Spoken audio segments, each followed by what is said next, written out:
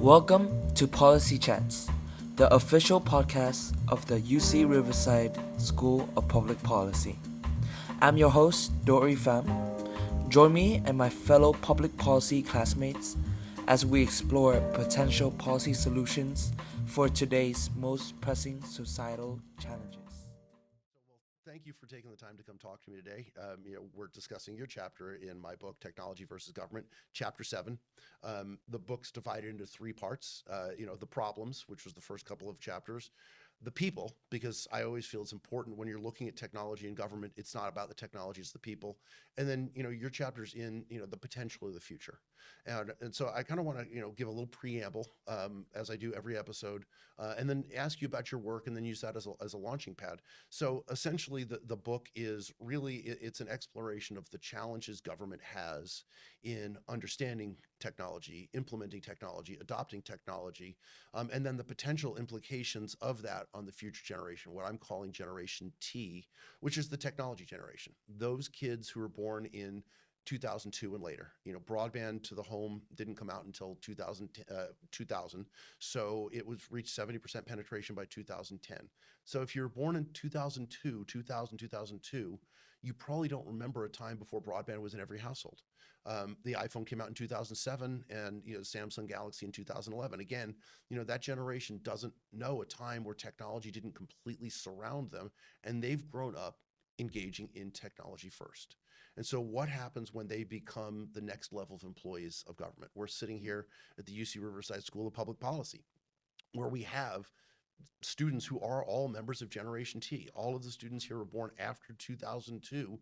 And so they're highly likely to want to work for government, but how are they going to go work for a government when that government doesn't embrace technology in the same way they would in their private lives? And then how are they going to be constituents of government, which is really where your work focuses on. Your work is more focused not on them employing government, but government using technology to foster engagement. And that's the way that Generation T engages with the world, is digitally. So why don't you describe a little bit, kind of what you looked at in Chapter 7 and how you focused on that? Yeah, so Sunny Ivy, her name is Susunica Ivy, but she calls herself Sunny because she's a very sunny person.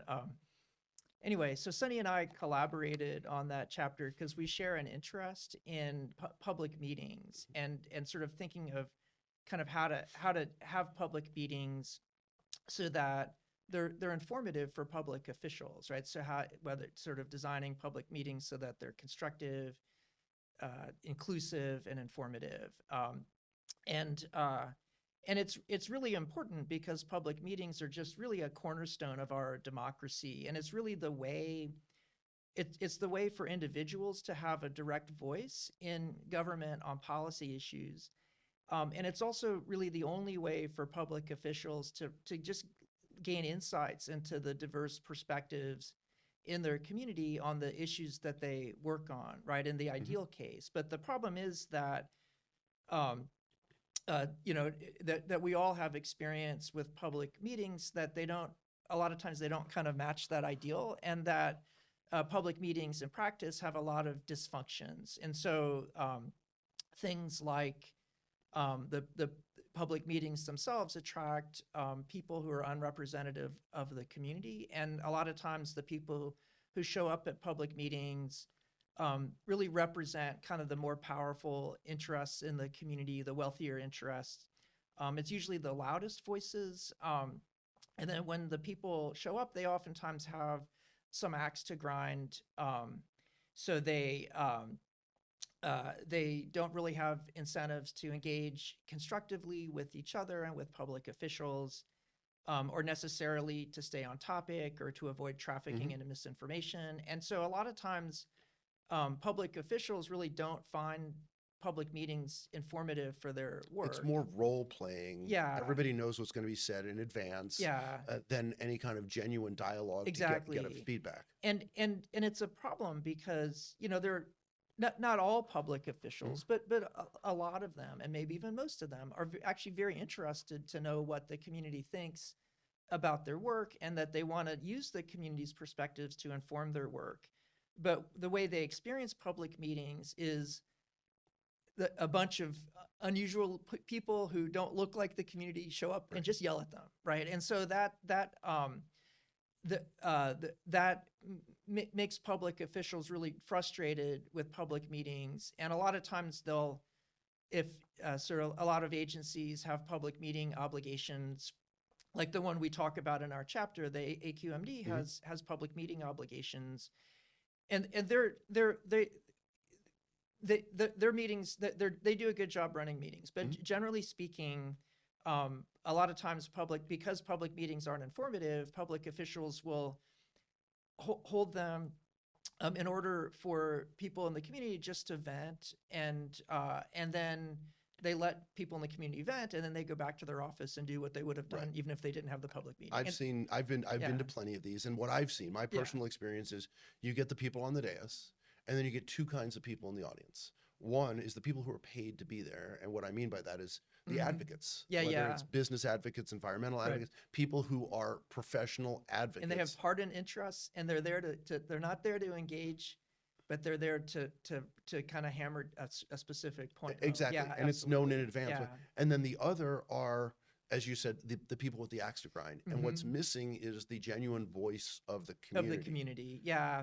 And so what we're interested in, and this is sort of what, sort of all my work as a political science mostly centers on, is kind of finding ways to redesign public meetings in order to make them more constructive. And then in particular, what I work on is how to use technology, right, and how to rethink the design of technology to make meetings better, sort of more constructive, more inclusive, and more informative for public officials. And so what we do in the chapter, so Sunny is a environmental scientist, environmental engineer, and has just a data scientist. She has just tremendous expertise in kind of the monitoring emissions. And so our chapter kind of centered on the science of kind of what do you need to know to be able to think through, well, what does a public official need to know in order to regulate emissions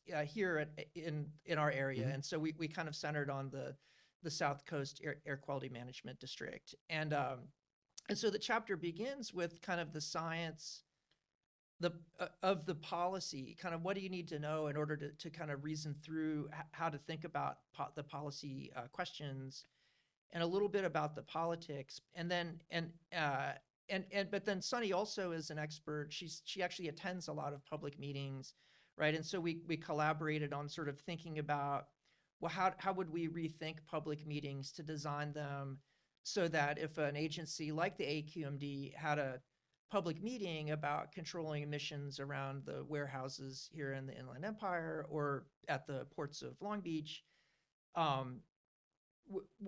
what would you want the participants in the meeting to know in order to engage in an informed way? And then how could you design the meeting so that it was inclusive, right? So all the diverse perspectives in the community could be heard, and then also how to make it constructive. And so that's what the chapter really is about. And I mean, you touched on something just there that's worth exploring a little further. And that is, you're not just talking about meetings, because that's relatively easy. We spend a long time using Zoom, a lot of us did. Yeah. But it's the dissemination of the information and crafting it in a way that the average person, which I think is another potential barrier. And what I've actually seen in my professional career in public policy is the issues that are simpler to understand are the ones that engender the most response and the most passion, but they also often have the least actual impact. And it's the more esoteric, like South Coast Air District rules on particulate matter. Right. And you're talking about a region in the chapter, you're talking about a region that goes from the Inland Empire with the distribution centers down to the ports. Right. How are you using technology to disseminate information in a way that can allow people to make decisions? Yeah, because it's empowering for participants if they feel they understand the issue well enough that they can make a contribution. And so that's really an important part of our recommendations, is to make sure that each participant has information provided to them in advance of the meeting, so that when they show up, they feel empowered and they don't feel they have to defer to people who are experts, but they can actually reason through the issue themselves. And for something, and for a kind of a science-based issue like that, you really need to understand the science to know how does this impact your life? Like why do you care about the issue? And what are the things that we should do to address the issue really depends on an understanding of the science. So yeah, that's right. Yeah, that has to be made accessible. Right. Yeah, it's that, and then getting everybody together in a constructive and collaborative way. So, some of us used Zoom before the pandemic in a very limited way. I used video collaboration tools, occasionally when it was easier to do for, you don't want to travel for a 1-hour meeting. Then we had the pandemic and everybody got a crash course in, what is Zoom. We didn't call them video collaboration tools. It was Zoom. Zoom became the standard word for it. And some would argue, and I would too, that, Zoom, the biggest users of Zoom were education, kids. And perhaps that's not the best way to conduct K-12 education, maybe college education, it might work. But, that was more of a response to a pandemic. Having been through that, has that changed your views or refined your thinking on video collaboration technologies as a way to improve government decision making? Because I think people would say the pandemic, I saw two things. I saw schools, and then the other one I saw was city councils. But what I saw in city councils was just a shift of in-person behavior to online behavior. There's no change in behaviors. How do you view this in a post-pandemic world? Well, there's two things. So one is, you're right that the pandemic led a lot of agencies and city councils to move their meetings online, and even to this day, a lot of agencies they'll sometimes do in person, and sometimes they'll do remote meetings or listening sessions. But the problem is that Zoom is generally speaking, they use a webinar like Zoom to host public meetings, because that's the technology that's available today. That's the only choice you have. And the problem with webinars, whether it's Zoom or GoToMeeting, or sometimes they'll use social media streaming sites, which kind of function the same way. WebEx, I see used a bunch. Is that those platforms were not designed for the democratic use case. They were not designed for with public meetings in mind, because a webinar like Zoom or GoToMeeting or these social media streaming sites it's a really great tool for one person or a small group of people to communicate to a large audience, but it is a terrible tool for that audience to speak back to that public official. Why do you say that? How so? I don't disagree. I just want to understand. It's the very design of the technology of a webinar. It's built into the design that the technology is disempowering to the participants. That if you're on a webinar, you don't have options. There aren't kind of tools available for you to share your thoughts in real time during the meeting. And so if you think back to your last webinar that you were on, if the speaker said something that you disagreed with, or that you wanted to maybe ask them to elaborate on, your only recourse, because of the design of the technology itself, that as the user, so a webinar purposefully gives participants a very low level of engagement, just administratively on the platform. And so really your only option typically is there might be a little chat box that you can type your message into. And so you'll kind of angrily type, whatever it is that you're angry about, and you'll hit submit. But if there's 500 other people in the meeting and they're all typing stuff into the chat box, like we've all experienced that the chat will scroll by so fast that you can't even read it, right? And then, once you submit it anyway, there's really nothing to do with it. It's just kind of a chat. And so the design of the webinar design actually layers an additional layer of dysfunction on an already dysfunctional system. So public meetings have the dysfunctions, whether they're in person or online, they have the dysfunctions that I started with, which is the people who show up are unrepresentative and they don't stay on topic and they traffic in misinformation, and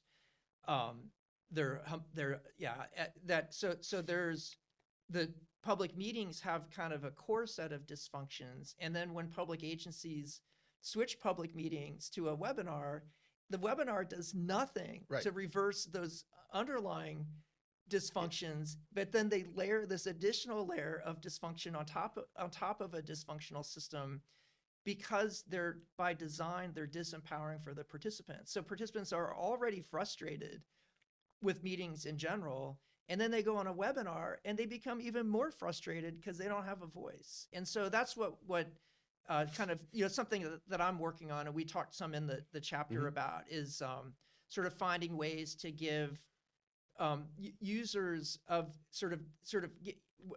to design a platform that enables users to have more robust engagement in real time during the meeting, but then also to try to think through the design of the meeting in order to make it more constructive and inclusive and informative, right? And so those are all things that we need to solve, right? And if we can solve them, then I think that that would make it much easier for public officials to do them. So that gives me 3 questions, Okay. Which I may ask simultaneously or sequentially. I don't know. I'll see what comes out here. One is, what would you? I guess I'll ask for, since you just criticized the design of what's available. Yeah. How do you envision? What would you do differently? What do you envision that would overcome the drawbacks of the technology? Forget about the public meeting side of it first. How do you overcome the drawbacks of the technology? And I don't disagree with you on the challenges. How do you overcome that? So we talk in the chapter, we talk a bit about the technology that was available at the time when we were writing it. And so we have some recommendations about designs that are more empowering for participants, even in the chapter. But as you know, that books take a long time to publish. Yes. And then also, as you know, technology changes really fast. And so since we submitted that chapter, my lab has gone on to build a whole new platform that we call it Protanium, and it's a whole new platform, a web-based platform that we're building that tries to encode all of these different best practices in the platform, in the technology itself. And so Protanium is like a webinar, but it also, at the same time, has more robust opportunities for people to engage. That's built in to the design. So when you're on it, even though it's a webinar, it has more of a social media like experience to it. Okay. Yeah, and then we're so that helps a lot. That kind of at least fixes that the kind of technology problem of the webinar itself. But we're also thinking about, again, some of the things we mentioned in the chapter, to try to think about how we can design the technology to try to address some of those other underlying dysfunctions. And in particular, what we talked a lot in the chapter was trying to think through the design of how to make the meetings more inclusive, right? So it's not just kind of the wealthy and loudest voices, but that the whole community gets a voice. And so sort of thinking about how to design the technology to do that, to not just fix the platform issues with the kind of the webinar user interface, but then to think about how can we fix some of those underlying issues as well with technology. Could the answer be, and I know this is a book on technology, but could the answer be a non-technology issue of the number of participants? There's, webinars are great for disseminating information from one person or a few people to a large audience. I think about some of the ones the school districts was done with my kids. Those were actually effective because they were trying to inform us, not get our opinions on things. Yeah, which is a great use of a webinar for sure. Yeah, I'm trying, but even if you go to the IRL in real life version, it's still, the bigger the meeting, the harder it is. Exactly. Because you may say something and I have something to respond, but that person, and by the time it gets back to me, the conversation's drifted so far that my point is irrelevant. Could this just be addressed by shrinking the size of and doing multiple online meetings, because you would still achieve the same thing? Inclusivity. One of the things, taking an aside here, one of the things that you've talked about in the chapter, it was something that I've talked about for a while, is it's, yes, there's the people who are paid to be there. it's those who can't get there because Mhm. they're a single parent of Yeah, two yeah, kids. yeah. And are they going to get a babysitter to go to this meeting, that meeting, or the other meeting? Right. Do they not have broadband? That's not something you talk about in Yeah. your chapter, but I've talked about in past works. Yeah. Is, the lack of broadband excludes people from Exactly. participating Yeah. as well. Yeah. As we're looking at these sorts of circumstances, Yeah. you could still utilize the technology. How do you envision meeting size, even though that's Yeah. not a technology issue? How do you envision that? Well, the issue is it's really important. Just if we're thinking about the practice of democracy, it's really important that we figure out how to make meetings scale Mhm. to be democratic, but still at scale where there's where there can be a lot of people who all have a voice all at the same time. Okay. So that's what we're trying to solve. And if you think about it, so a congressional district has about 750,000 people. Here in California, the Senate districts are Almost a million now. a million. Yeah. Assembly districts are 500,000. Mhm. And so if your technology solution only has a handful of people where you do small group meetings at a time, you'll never have an impact. It'll never change how democracy functions. Okay. So what we want is to meet the challenge of thinking about how to design the technology so it scales, so that even at scale, the participants still have an effective voice. And yeah. And So like maybe word clouds where AI is exactly, gathering, yeah. people are typing things in instead of relying on you to read it. AI is gathering, synthesizing, creating. Exactly. Okay. And so actually that's what we're doing with the platform is in terms of scaling, everybody can make contributions in a robust way in real time during the meeting in a number of different ways people can share their thoughts about what the speaker is saying and things they'd like the speaker to address. And you'd have to, you'd have to just look at it to see what it does, but it Sure. does have a bunch of ways for people to robustly share their Okay. views. But then the issue with scaling is that if you have a meeting with 1,000 people in it and they're all robustly sharing their views in real time during the meeting, what the organizer sees, right? So for any meeting that's ever any effective meeting has to have some sort of facilitator who's running the meeting that's deciding the flow of the meeting, right? So who can say this content is on topic, this content is off topic, right? So if you're in a meeting and and you say something that's not germane, the facilitator will say, Lloyd, let's stay on topic, Yeah. right? Or if you say something that's misinformed, the facilitator would say that's right, that's not right? So you need to have facilitation. And then in a public meeting, right, if a public meeting is on an issue like air quality and the AQMD, that issue will have a bunch of aspects that a public official would want to discuss, right? They're different, and so the facilitator an effective facilitator would make sure for each of those aspects of the issue that's being discussed the aspect or the topic is kind of discussed thoroughly, and that all the different perspectives on that topic are heard. Okay, so that would be an effective facilitation. But then the issue that we're trying to deal with, actually using AI and large language models, is that if you are trying to facilitate a meeting, and let's say there's 1,000 people, right, and they're all typing lots of stuff into, so Protanium, it feels sort of like you're on Twitter, right? So if everybody's kind of engaging and kind of sharing that kind of content, if you have 1,000 people doing that, then the human organizers who are looking at the back end trying to sort through that content just get overwhelmed.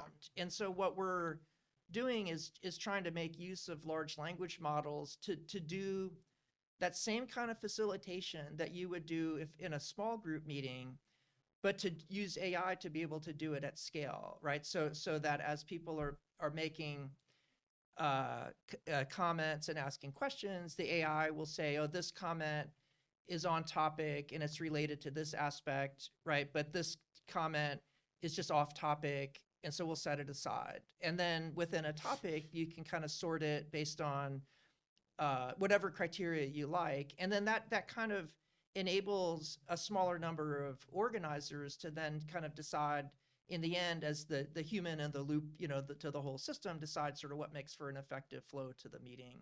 But to try to use AI in order to do that facilitation, but at scale. So that's what we've been working on. Strengthen your resilience at the 8th Annual Persist Women's Political Engagement Conference on Tuesday, November 4th on the UC Riverside campus. Whether you're aiming to run for office, drive change in a nonprofit, lobby for causes, or activate communities, Persist is designed to empower you. Learn more and register by visiting persist.ucr.edu or via our show notes. Okay, so that takes it to the next level. So your chapter was kind of a theoretical construct, where Right. it was excellent, and rereading it in preparation for this conversation, I'm even more deeply appreciative of the quality of the work and the concepts involved. Thank you. Have you actually taken that to the field and tried it yet? Yeah. So the chapter, again, the chapter reflects Sunny and my reasoning on sort of thinking about the problem back when we were writing it, and that's changed. And so in the chapter, what we really focus on in the chapter, and this is kind of the key point for both Sunny and I, is kind of the fundamental thing that a public meeting, the fundamental kind of standard that you want to hold a public meeting to is that it's inclusive, in the sense that the meeting reflects all of the diverse perspectives in the community, right? So generally speaking, the problem with public meetings is the people who show up are not representative of the community, right? And so, if a public official just listened to the voices of the people who show up, they're going to get a very biased view of what the community thinks about their work. And so what we did in the chapter is really thought about, well, what's an effective design that would enable the public to routinize inclusive public meetings? And our suggestion was to build out panels of people who, so you'd have to have some kind of funding. But if you had some funding in place, you could build out kind of these community panels of people where you would work to make sure within a community that the people on the panel represent that community. Okay, and you'd want a lot of people on the panel. So like Riverside County could have a panel, but you'd want to make sure that it reflected the full diversity of the county. So you threw out the number 1,000 earlier. Right. Is that what you're thinking? Yeah, or is it that just was what we okay. were. Yeah.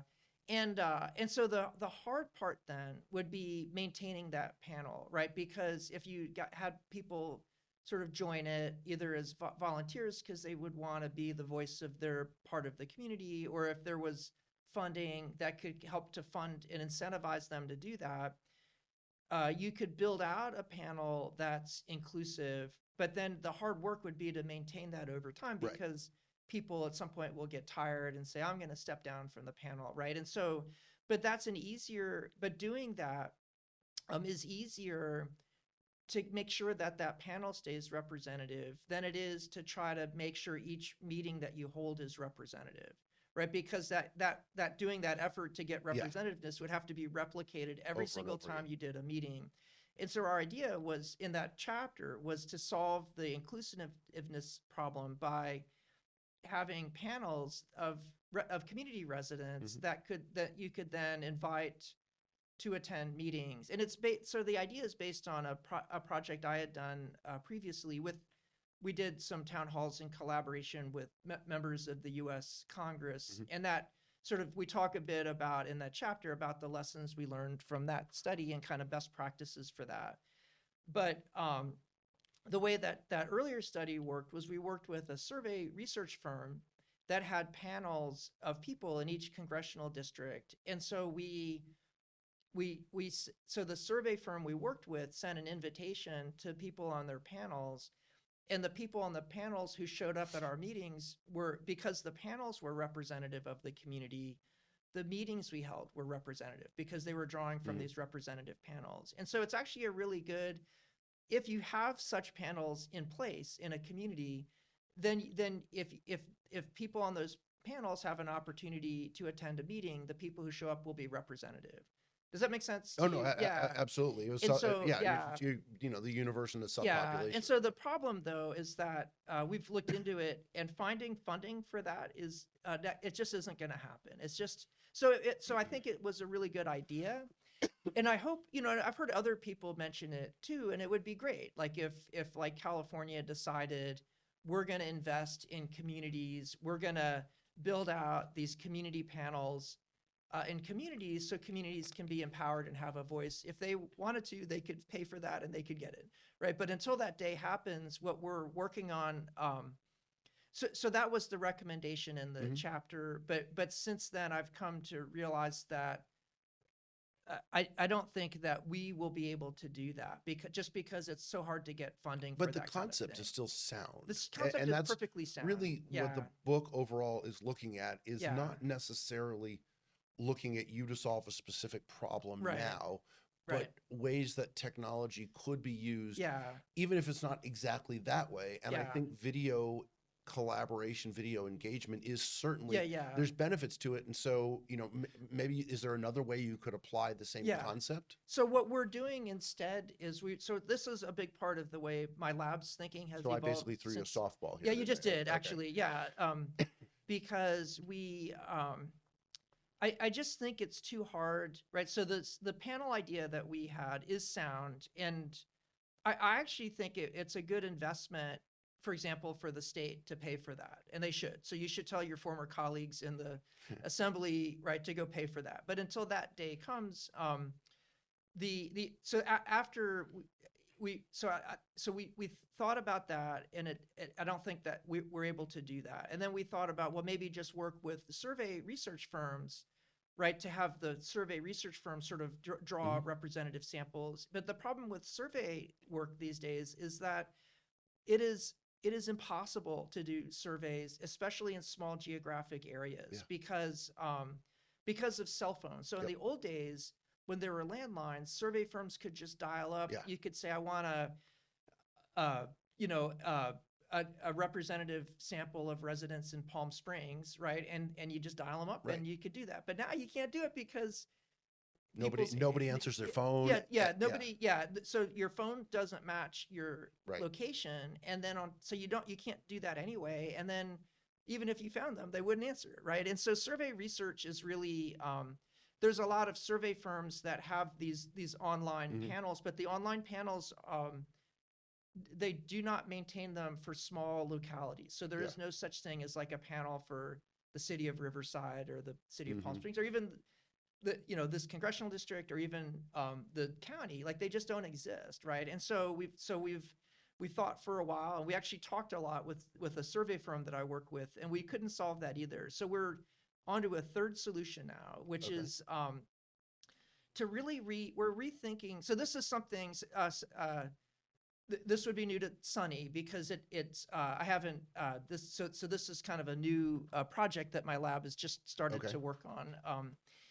Breaking news then. Yeah, it is actually, because we haven't this is one of the first times I've mentioned it. I'm excited. We've really rethought the democratic theory about how to think about inclusiveness in a different way. Okay. And so the way that I've always thought about it, and it's sort of the way the chapter is written, is kind of the way people who do survey research think about representativeness. And generally speaking, you think of representativeness as being having demographic representativeness of the community. So not just sort of but the sort of intersectional, right? Like it sort of like the right sort of thinking about the overlap between different categories that you'd care about, sort of making sure that you have all the different cells filled just in. good sample design. Yeah. And so that's the thing we can't solve, because you can't do survey research anymore.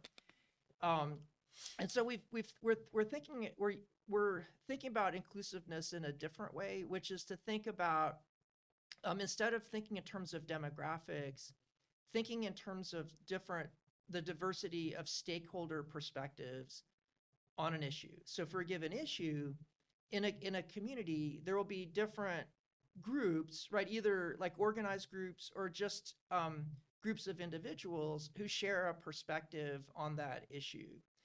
Okay, and a lot of times those perspectives will map onto these demographic categories, but not always. And then right, and that so it's a little bit more nuanced to think, instead of thinking of a community as composed of a series of demographic groups, you think of a community as composed of a series of perspectives, right? Different views on the issue. So I completely understand, because it used to be in the old days of legislative politics, for example, use that, there was regional voting blocks, San Francisco Bay Area, Los Angeles area, and we would even see that nationally. And now we've gone much more to affinity-based voting blocks, which transcend geographic boundaries. And you may have more in common with somebody in the next state over than you do with your next door neighbor. And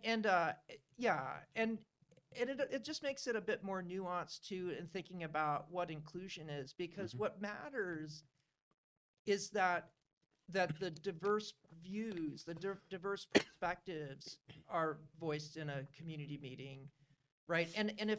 It's likely that those perspectives, because of the history of discrimination in this country and sort of the way kind of things have evolved over time, is that demographic subgroups oftentimes will share a perspective, right? So it includes that idea, right? That you have you want to be inclusive in making sure, like in a demographic sense, that we're being representative.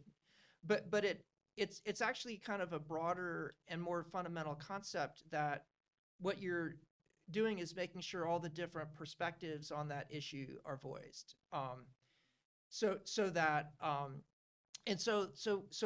what we're trying to do is I'm trying to think about how much detail I want to go into to explain it, but I'll explain it. So Okay, I'm tracking you so far. Yeah. So what we so you could think about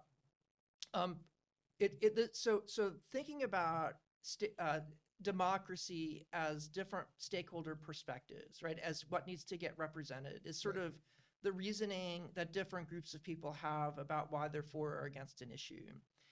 And so it's not about a majority, like what the majority view is in a community. It's about who has perspectives that are the most compelling and need to be addressed. And so to illustrate that, imagine if the city of Riverside was considering some legislation that so Riverside has about over 300,000 people. And so let's say for 200,999 people, if the city passed this legislation, their tax burden would go up by 1 penny the next year. But if they didn't pass it, one person would die. Okay, so just imagine if that the was train the switch. scenario. Right, it's sort of like that. Yeah. But then, so from a majority view, you would say, well, the city shouldn't pass it, right? But from this perspective, like who has a more compelling reason for the policy passing, even this tiny minority, right, of one person, that's enough. Yeah, it's right? evaluating the consequences. And so it's more about, so it's sort of thinking about democracy as the competition among perspectives and the competition among reasons. And consequences too. Right. The reasons about the consequences of what happens, right? Like why it matters to me, right? And everybody has different, different stakes in an issue, and some have really deep stakes that it's like life and death, and other people, it's like a hobby, right? And so it really you need to know that, and so you sort of think, so under this view, it's really thinking about democracy as the competition among reasons and among perspectives, rather than thinking about democracy as counting up the majority votes. It's just a different concept about democracy. Okay, so tie that back to, if you can, the collaboration technology. Yeah. Okay. Or is it just divorced from that? So the issue. So this is again, this is what has brought Sunny and I together, is our very strong interest in making sure public meetings are inclusive and all the different perspectives in the community are heard.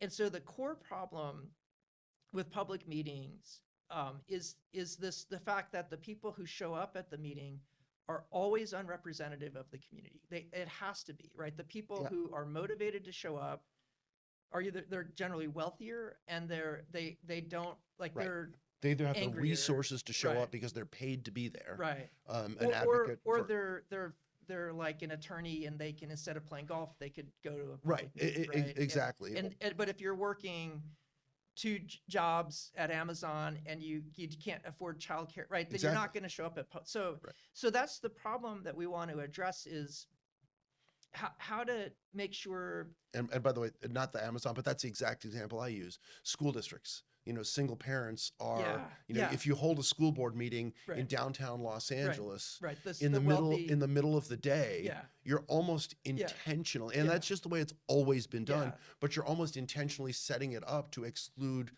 the vast majority of the people who would be Yeah. impacted by the policy. Exactly. Exactly. Yeah. So the and so what I want to solve, what we want to solve is for the public official hosting the public meeting, that the meeting gives them insight into the diverse perspectives in the community and not just the perspectives of the people who show up at the meeting, right? And that's the challenge, right? And so in our chapter, we said, well, the way you solve that challenge is with these panels, right? And you kind of do it by making sure the people who show up are representative, right? But if you can't do that, then what we're trying to do is a different solution. And so we actually have a project that I'm going into the field with this June. It's in collaboration with the Mental Health Services Oversight and Accountability Commission. Do Okay. you know them? They were the commission at the center of the recent Prop 1 legislation. Yeah. And they're amazing because they're from their executive director to every person in that agency. They care about what communities think about their work. And it's so they're amazing to work with. They're a great collaborator. And so it's really fun to work with them to think about it. And so what we're doing for these listening sessions, we're doing in collaboration with the commission in June. The listening sessions are going to be on how they implement the Mental Health Student Services Act, which is the way they fund they provide grant funding to counties for K through 12 schools. And and they actually have an obligation, a public meeting obligation to hear from communities about how they're doing their work. And so what we're doing for this upcoming trial is we're using my new platform that I described to you, the one that's like a cross between a webinar and social media. But what we're doing right now, in fact, we're going into the field right now with a survey, but it's a mailed survey that we're going to send out to 10,000 residents in Riverside County. And what we're going to do is in that survey, ask people to share with us for this issue, what are the topics that they want us to discuss, right? So we can get the So it's limited to community mental health. This issue is, and so we asked them for school K through 12 mental health, what are the things that you would like to be discussed at this upcoming listening session? So we get the community's priorities, the community. Right?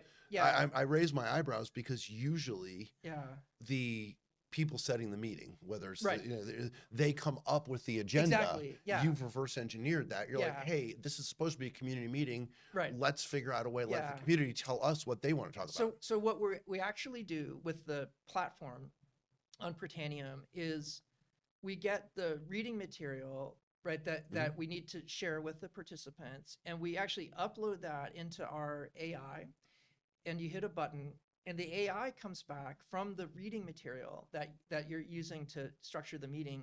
The AI will come back and propose a set of topics to discuss. So that's and then our tool has a human in the loop logic where the organizer then, so the commission can say, well, to the AI, I like these topics are good. These ones I want you to discard and then add some more here that I've thought of. And then you hit resubmit and it regenerates a new topic list. And you can keep going through that and going through that until you and the AI kind of brainstorm what you think is a good topic list. And then what we do is we take that topic list that's AI powered, and we put it into the survey Mhm. and say to the community members, here's some topics, which ones are important to you, but then in the survey, Something else. there's a space that says, did we leave something out? And so that's the first part of the survey. And then the second part of the survey, we just give them a text box and ask them to share their thoughts about, like, what are their concerns about mental health services in K through 12? And they can say whatever they want.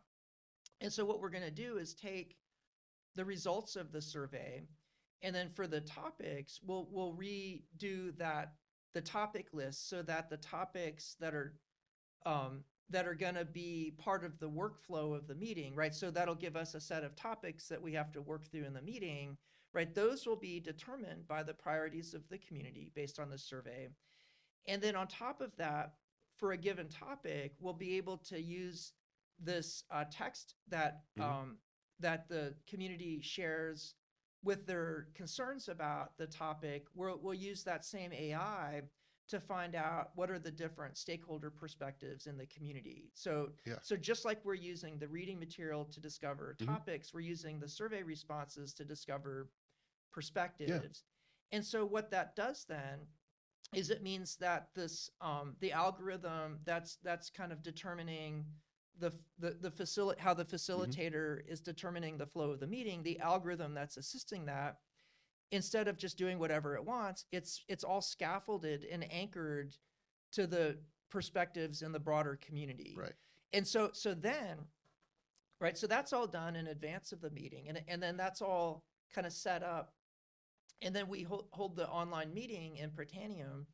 And so as people are contributing content during the meeting, that our algorithm will say, okay, this, Lloyd submitted this question, and that question is relevant to this topic, and it's connected to this perspective, right? And so we'll be able to use the algorithm to make sure, right, that all the different topics are covered that we want to cover, that are priorities of the community. And then for a given topic, we'll be able to make sure that all the different perspectives in the community are heard during the meeting.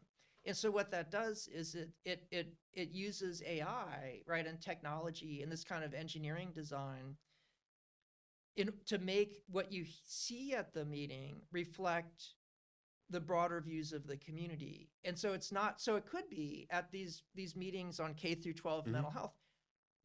As you know, I assure you that that most of the people that show up will be wealthy suburban parents. I'm just telling you that right now. Of course. Right. And so, but the thing is, if most of the people at the meeting are wealthy suburban parents and they're all sharing the same kinds of thoughts, that counts as one perspective. Right. It doesn't count as the entire perspective. And so in an in-person meeting, right, if most of the people who showed up were wealthy suburban parents, they would completely dominate the discussion, right? But with this design, what it does is it makes sure that during the meeting, the different perspectives in the community are heard, and there's no kind of one perspective that dominates. So if you've got 100 wealthier parents, but one representative of an organization that shares a counter view, it's not 100 to 1, it's 1 to 1. It's like 1 to 1 because it'll be where if you have more contributions for one perspective, then it's more likely it'll unsurface. Like if you have lots of people sort of saying the same thing, that's easier to kind of sort through to find the best statement of that. So there's a tiny bit, but right. So that's an extreme example if it's 100 to 1, right? But if it's 100 although to 10, it may not be because who shows up? Right. Maybe who shows up in person? Advocates. Right. Yeah, so you're not going to get a whole bunch of low income people, but you'll get the organization in the community that's responsible for that. And and they'll know how to speak for that. Yeah. And so that's what we're doing, right, to solve those deeper, more fundamental problems with public meetings is through this kind of algorithmic curation. So if you think about it, then so now think about so that means that we're using algorithmic curation in our platform. Yeah. And so you like, we're all already familiar with algorithmic curation, because whatever social media you use, you already experience it. But what your social media site, if it's X or Instagram or whatever you use, People who bought this also bought this. yeah, People who like this that article like they that. Yeah, that they're exactly. what they do is the social media sites, because they for-profit companies, Mhm. their algorithm sends you content that they think you already agree with, Right. right? And so their algorithms, social media algorithms, are placing us in these filter bubbles that are making us polarized and angry and traffic and misinformation. And that's your experience on a social media platform. And that's by design. That is, like, they designed the algorithms Yeah. to curate content that makes you angry, so you come back. Okay. Because then everybody I know thinks this Yeah. way. Well, you've self-selected a bubble, Yeah. so yeah. And so then, so social media creates a set of incentives, right? And then, so what we're doing is we're trying to use that same concept of algorithmic curation, but designing it to do exactly the opposite in every way. And which is, right, that, so what our algorithm is going to do, if you think about it, is as people are submitting content, it'll test if that content is on topic or off topic. Right. And if it's off topic, it'll get set off to the side. Sure. And then, but if it's on topic, right, it'll get classified by, its aspect or its topic. And so you can, you can, and it also will test if you're, like, if you're talking about the topic, but in a way that maybe uses conspiracy theories or misinformation, Mhm. it'll get detected the same Sure, way as an yeah. off-topic content. And then on top of it, right, then the stakeholder part makes sure that all the diverse perspectives are heard. So that's the opposite of social media. But if you think about what that does for your incentives then as a participant in one of our meetings, is if you want to, as an individual, if you want to have an impact on the meeting, right, and have your content be prioritized by our algorithm, then you have to work really hard to stay on topic and to not traffic in misinformation and conspiracy theories, and also to have content that is kind of responsive to diverse perspectives, right? And it's by design, right? And so what that does Although is I could see the people who's trafficking conspiracy theories thinking that, that the fact that they were excluded is part of the conspiracy. well, that, yeah, for sure, right? There's no, yeah, because yeah. So no, people. So I know that. But we can't cater to that exactly. segment. So the kinds of people who currently show up and dominate Right. public meetings really do not like my work. It makes them angry, because they like the system as it is, where they are the loudest voices and they control things. So the last thing they want is technology that makes public meetings inclusive, right? And so, like, it makes those kinds of people get very angry. But what we say to public agencies is they should still, even if they use our platform, they should still do the regular meetings, right? That gives those voices need to be heard too. That's just don't protest, assume you just now have evidence that those aren't the only voices. Exactly. But but there needs to be, right, they need to do ours as a supplement to that, so they can hear from everybody else. That's the idea. Yeah. Well, I can see certainly, if there's a communications effort, and even a media communications effort around this, restoring trust in democracy. I think there's a lot of reasons people don't show up for meetings. Obviously, the things we talked about, single parents, those sorts of impediments. Yeah. But how many times have you heard? I've heard, my voice doesn't matter. My vote doesn't count. My voice doesn't matter. But if you can utilize this in a way that makes people feel like it might bring people back into the system. So I think we're kind of coming close to running out of time here. Last question on this then. Scalability is important. Obviously, it's a university and it's not a profit generating entity. But the potential to spin this off. There's so many different entities, governmental entities, from the school board to the state government, who are required to have. Is this going to be something that will almost, you go into, literally go into the store, but it's not a unique custom solution. You go in, you buy it. We want Yeah. we want the collaboration tool. Here's Oh, the yeah. instructions, boom, boom, boom, easy to implement. Yeah, no, so it'll stay a UCR project. It's Okay. UCR, it was funded through grants, so UCR owns the Sure. platform.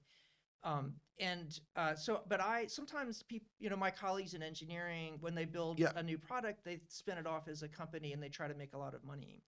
And I can't do that because the very thing that I'm trying to do, making technology that strengthens democracy, is something that can't be done through private funding. I wasn't necessarily thinking about yeah. spinning it off for profit, but we're Right. sitting here in front of this Yeah, sign No, that says solutions and for the region, solutions for the so world. what I'm hoping to do is to build it as UCR licensed technology. Right. That's what I was And wondering. I think so there's a challenge that right now, when you go talk to most public agencies, and I think when you talk to most community members as well, when you say the words public meeting, they're like, I hate those, right? And so there's a big challenge to think about introducing a new product that requires people to rethink the very concept of a public meeting. Because right now, public officials, when they talk about it, they think of it as these dysfunctional things. And that's why I was saying, it can't just be the Yeah. thing, but a communications effort Yeah. that talks about, I could see, NBC News Los Angeles doing a story on this innovative new Yeah. public engagement tool. And Right. here's how it works, so that you're getting people Yeah. aware of, the So I general think public that aware of it. there's that, I think, yeah, definitely. But then also I think in terms of its licensing, and we'll see, we're still building the thing, so I Sure. can't really start to think about licensing until it's done. But what I'm thinking about is to approach survey research firms to license it. And the Okay. reason is that if you think about what we're trying to do with public meetings, is a lot like what survey research firms want to do, is to discover, well, what's public opinion in a community? And I think there's a market because it's very hard. It's almost impossible now to do good survey work in Yeah. a small geographic area, Yep. right? But you can hold the planning department in Riverside can hold a meeting that's for the city of Riverside, and Riversiders will show up to that, right? So our platform is designed to really uncover those diverse perspectives in the community on policy issues, just like you would with a survey. But you can't do it through surveys, Right. both because you can't sample from Riverside, and also because the engagement that you get in real time in a meeting is much more nuanced and in depth than you would get when you just call up somebody and ask a bunch of survey questions. And so I'm thinking that it'll be a product that'll be of interest to survey research companies, and then that's something that you could market it to public agencies to say it's just like doing a survey, and Right. they're like, well, we do those all the time. And so I think that there's a pathway, right, to make it a solution for the world if we can get that to work. Yeah, So we'll and see. that's Yeah. where I was kind of thinking. I was thinking of, the Public Yeah. Utilities Commission. They're Right. required to hold public hearings Yeah. around the state. Right. The Low Income Right. Oversight Board, which is a division Right. of the Public Utilities Commission, Right. is required to hold public Yeah, hearings. they all And I've do. been to some of those hearings, and Yeah. they are, kabuki theater, for lack of Yeah. a better term. And so what we're doing is a scalable, easy solution that makes for effective public meetings. And I think people are very cynical about public officials generally, but when I talk to them and I tell them what we're trying to do, almost all public officials say, when can I use it? Because they actually care about it, right? And if that's your job, is to do policy that impacts a community, most people who do that want to know what the community thinks. And so this is just a tool that would enable that. Well, I did when I was in the legislature, which is a phrase I do try to limit the number of times I utter in any given day. I don't put on my Letterman's jacket and go back to high school either. But when I was in the legislature, I actually did telephone town halls. Yeah. Which is This is- obviously a very rudimentary version. Exactly. But one of Similar. the features did have, Yeah. you could have surveys because they could push Right. a button Exactly. to, and the way That's right. the way we dealt with that with the sample size, we didn't care because we weren't trying to do a scientific survey. Right. So representation wasn't as important to us. Of Right. course, I wanted representation, but I didn't need to be Yeah. scientific. We just loaded up the phone numbers know. and it dialed and Yeah. it said, do you want to be connected? And then whoever was Right. there answered. But they're harder to do now because absolutely. there aren't. So back when there were landlines, you Yes. could do that. But telephone town halls sort of have that same challenge now. Yep. But it's so our online platform is kind of the modern version of a telephone. Yeah, town no, hall. I absolutely saw what you're doing as A a similar successor. So I think we'll have to wrap with that. It's been a fascinating Thank you, Lloyd. conversation. Yeah. Oh, my pleasure. I've enjoyed the conversation. Look forward to, we're just scratching the surface of some of these technologies, the way they iterate. I see, other possibilities. One thing I talked about in one of my other research papers is something I call the proximity barrier and that's more of a state legislative issue. Riverside sits 400 plus miles from the state capitol. Getting citizen engagement is challenging. Yeah. Maybe collaboration tools help bridge proximity Exactly. barriers Yeah. as well. So next up, we'll have the last chapter of the book before the afterwards. I'll be talking with Graham Scott Steele about his chapter, The Miner of Last Resort, where we look at blockchain and cryptocurrencies and the impact on central banking functions or potential impact on central banking functions, which is a core tenet of government, core responsibility of federal governments. What happens if they don't understand, anticipate, and deal with cryptocurrency and blockchain in the proper way? Does it potentially enable people to go around some of the central banking functions? So that's coming up in the next episode. Thanks again. Really appreciate it and enjoyed talking with you. Yeah, thanks, Lloyd. And thanks for giving Sunny and I the chance to write that chapter, because it was fun to collaborate with her and it was great to collaborate with you on that. Oh, no, absolutely my pleasure. Thank you for contributing. Thank you for listening to Policy Chats, the official podcast of the UC Riverside School of Public Policy. If you enjoyed today's episode, be sure to follow us on Instagram at UCR_SPP. To learn more about our program and upcoming episodes, visit spp.ucr.edu. For the video version of this episode, check out our YouTube channel at UCR School of Public Policy. Until next time, stay informed and stay engaged.